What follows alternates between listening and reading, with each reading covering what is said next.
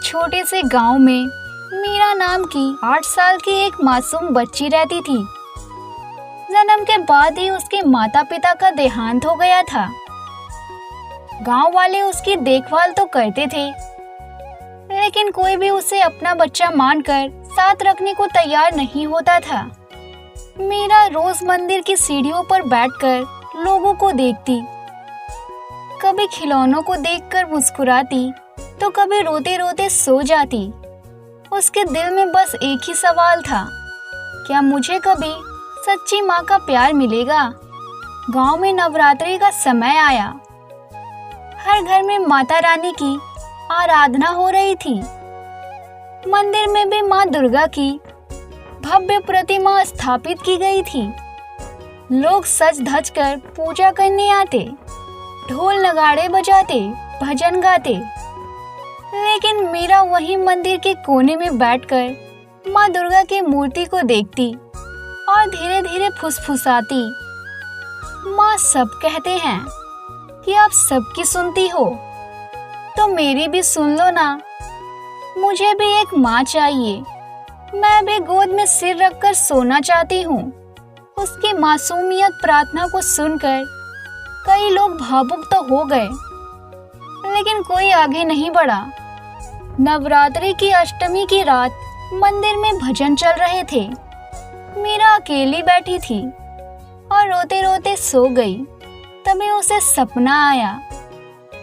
सपने में माँ दुर्गा अपने शेर पर सवार होकर उसके सामने खड़ी थी। माँ के चेहरे पर अद्भुत करुणा थी। उन्होंने मीरा के आंसू पोंछते हुए कहा, बेटी अब से तू अकेली नहीं है। मैं तेरी माँ हूँ और हमेशा तेरे साथ रहूंगी। मीरा ने डरते डरते पूछा, पर माँ, सब बच्चों के पास तो असली माँ होती है, मेरे पास कौन होगा।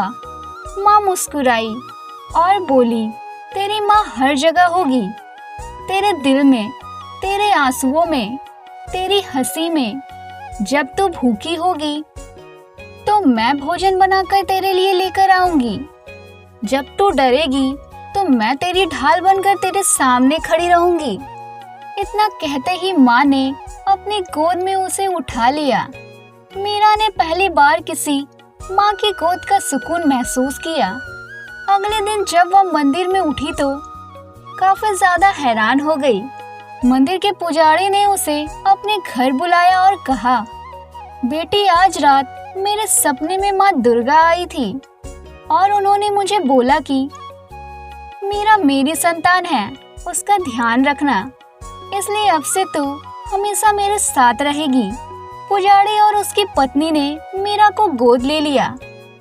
घर में पहली बार खिलखिलाहट गूंजी। पुजारी की पत्नी ने माँ की तरह उसे दुलार किया। मीरा समझ चुकी थी कि माँ दुर्गा ने सचमुच उसका हाथ थाम लिया है। अब चाहे दुनिया बदल जाए, उसे माँ का प्यार मिल चुका था। तभी हर साल नवरात्रि पर मीरा पूरे प्रेम से माँ दुर्गा की आरती करती और आंसू भरी आंखों से कहती, माँ, आप सचमुच मेरी माँ हो। आपने मेरी जिंदगी को अंधकार से उजाला कर दिया।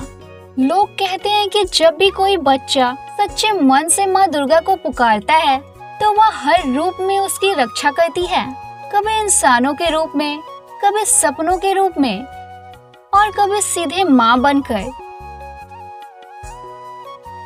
एक शहर में 2 घर आमने सामने थे। एक घर था सेठ गोपाल दास का, बहुत अमीर व्यापारी, बड़ी हवेली, गाड़ियों की लाइन और हर साल लाखों रुपए खर्च करके भव्य नवरात्रि का आयोजन करता था। दूसरी ओर था रामू का छोटा सा घर। रामू रिक्शा चलाता था। उसकी पत्नी और 2 छोटे बच्चे थे। गरीबी इतनी थी कि कभी कभी पूरे परिवार को सिर्फ एक रोटी बांटनी पड़ती थी। नवरात्रि नजदीक आई। अमीर का आयोजन। सेठ जी ने विशाल पंडाल सजाया, महंगी सजावट की, हजारों की लाइटें और बैंड बाजे मंगाए। लोग दूर दूर से उनके नवरात्रि पंडाल को देखने आते। सेठ जी गर्व से कहते, देखो, हमारी पूजा पूरे शहर में सबसे भव्य है। माँ दुर्गा हमसे बहुत प्रसन्न होगी। दूसरी ओर रामू की हालत खराब थी, लेकिन उसके बच्चों ने कहा, बाबा इस बार भी नवरात्रि मनाएंगे ना? रामू मुस्कुराया, जरूर बेटा। माँ दुर्गा किसी के सोने चांदी से खुश नहीं होती, वे सच्चे दिल से खुश होती है। रामू ने अपने टूटे फूटे घर के कोनों को साफ किया, पुरानी ईंटों से छोटी सी मंदिर बनाई। पत्नी ने हल्दी कुमकुम से माँ की तस्वीर सजाई। भोग में सिर्फ एक कचौड़ी, खिचड़ी और थोड़ा सा गुड़ रखा। बच्चे ताली बजाकर भजन गाने लगे। वहाँ दिखावा कुछ नहीं था, पर भक्ति सच्ची थी। अष्टमी की रात दोनों जगह भव्य भजन कीर्तन चल रहे थे। अचानक सेठ जी के पंडाल में बिजली चली गई। जनरेटर भी बंद हो गया। लोग भागने लगे। वहाँ का पूरा माहौल अस्त व्यस्त हो गया। उसी समय रामू के घर पर एक चमत्कार हुआ। जैसे ही उन्होंने आरती शुरू की, दीप की लौ तेज चमकने लगी और पूरा कमरा सुनहरी रोशनी से जगमगा उठा। सबको ऐसा लगा मानो माँ दुर्गा स्वयं वहाँ विराजमान हो गई हो। रामू और उसका पूरा परिवार भावुक होकर रो पड़ा। माँ, हमारी पुकार सुन ली आपने। तभी अगले दिन सेठ जी मंदिर पहुँचे और पुजारी से बोले, हमने करोड़ों खर्च किया, फिर भी हमारी पूजा अधूरी रह गई और उस गरीब रामू के घर माँ का चमत्कार हुआ। ऐसा क्यों? पुजारी मुस्कुराए और बोले, सेठ जी, माँ दुर्गा धन दौलत से नहीं, श्रद्धा और सच्चे दिल से प्रसन्न होती है। तुम्हारी पूजा में शान थी, पर भक्ति नहीं, और रामू की पूजा में भक्ति थी, इसलिए माँ वहाँ पहुँची। सेठ जी की आंखें खुल गई। उन्होंने उसी वक्त प्रण लिया कि अगले साल से नवरात्रि में दिखावे पर नहीं, जरूरतमंदों की मदद पर खर्च करेंगे। उस दिन शहर में यह सीख फैल गई। नवरात्रि का असली उत्सव दीपों और सजावट से नहीं, बल्कि सच्चे मन की आराधना और दूसरों की सेवा से होती है। रामू के बच्चे खुश थे और सेठ जी ने पहली बार भक्ति का सच्चा अर्थ समझा था। माँ दुर्गा ने दोनों की सुन ली थी, एक को सब देकर और दूसरे को माँ बनकर अपनाकर। एक छोटे से कस्बे में मोहन नाम का एक मजदूर अपनी पत्नी सीता और बेटी गुड़िया के साथ रहता था। मोहन दिन रात ईंट भट्टों पर मेहनत करता, फिर भी मुश्किल से 2 वक्त का खाना जुट पाता। दुर्गा पूजा पास आ रही थी। पूरे शहर में रौनक थी।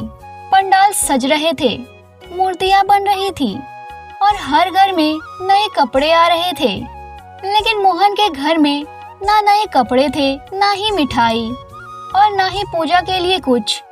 गुड़िया रोज पंडाल के पास जाकर माँ दुर्गा की मूर्ति को निहारती और कहती, माँ, सब लोग नए कपड़े पहनेंगे, आपके लिए बड़े भोग चढ़ाएंगे, पर मेरे पास आपके लिए कुछ भी नहीं है। क्या आप मुझसे नाराज हो जाएंगी? उसकी मासूम बातों को सुनकर सीता की आंखों में आंसू भर आते। वह अपने हाथ जोड़कर मन ही मन माँ से प्रार्थना करती, माँ, मेरे पास आपको चढ़ाने को कुछ भी नहीं है, लेकिन मेरे बच्चे की मन की इच्छा पूरी कर देना। दुर्गा अष्टमी की रात आई। जब मोहन काम से लौट रहा था तो रास्ते में उसे एक थैला मिला। उसने सोचा शायद किसी का गिर गया है। अंदर देखा तो उसमें अनाज और फल और थोड़े पैसे रखे हुए थे। उसने बहुत खोजा कि किसका है, पर कोई नहीं मिला। वह समझ गया ये माँ दुर्गा का प्रसाद है। सुबह जब उन्होंने उसी फल और मिठाई को माँ दुर्गा को चढ़ाया तो गुड़िया की खुशी का ठिकाना नहीं रहा। उसने माँ से कहा, माँ देखो, अब मैं भी आपको भोग चढ़ा रही हूँ। उसी शाम अचानक गांव के कुछ लोग उसके घर आए। दरअसल मोहन की ईमानदारी और मेहनत देखकर एक ठेकेदार ने उसे अस्थायी काम पर रख लिया। घर में पहली बार थोड़ी स्थिरता और खुशहाली आई थी। उस दिन सीता ने अपनी बेटी से कहा, देखा गुड़िया, माँ दुर्गा कभी अपने भक्तों को खाली हाथ नहीं छोड़ती। गरीब का भोग भी उनके लिए सबसे कीमती होता है। इसलिए दोस्तों, माँ दुर्गा को सोने चांदी और बड़े भोग की जरूरत नहीं होती। उनका सच्चा आशीर्वाद भक्ति, मासूमियत और ईमानदारी से मिलता है।